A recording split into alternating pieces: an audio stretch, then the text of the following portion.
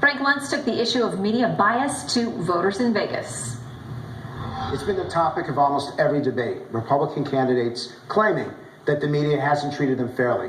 The question is, what do the American people think? Give me a word or phrase to describe how the media has responded in 2016 to the candidates. Very biased and unbalanced. Antagonistic. Unfair. Setting up fights. They like a good food fight. Chaotic. Disturbing.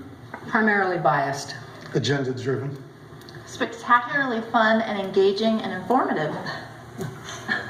Liberally biased. Is there any way to address this, or is this something that you're just going to have to live with as voters in this republic? Anybody? Dead center. Democratic debates with conservative talk show hosts. Oh, so you want to put basically Sean Hannity and Mark Levin on to They're going to do all the Republican debates with liberal Democrat moderators. Why don't they do Democratic debates with conservative talk show hosts? You guys agree with that?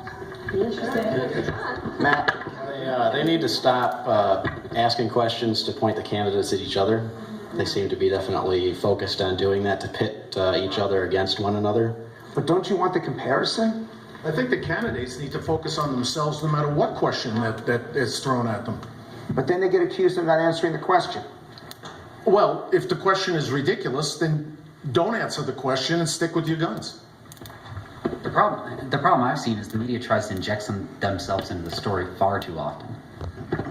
I also think the candidates have to be more disciplined with regard to debating. I think that Carly Fiorina and Chris Christie are very disciplined, and others get sucked into the catfight. So you blame the candidates? Some of them, not all. Some of them are very disciplined. I think there's a little juice into the game, just to see what the sparring is, what they're going to say, and they're going to expect it. Everybody, when I sit at home and watch it, I expect it. I totally disagree with everything everybody's saying because I'm in my 30s and all my friends for the first time ever care, are engaged and commenting. Yeah, I think there's a lot of gotcha questions. A true debate is you ask the same questions and people get the chance to give their answers. In this, there are a whole lot of examples of where the questions that are asked are designed to attack a specific candidate or get them to say something about a different candidate. So this is the question that the media wants to know about the campaign. Tell me the truth. How many of you have watched so many debates because of Donald Trump? Honestly, who would say that Trump is a draw for you? Raise your hands. I would have watched him anyway. Okay, it's less than half, but your hand was going up. He's entertaining. He brings attention, and then he's going to bring topics to light that some of these other candidates, or even maybe on the Democratic side, they're going to ignore.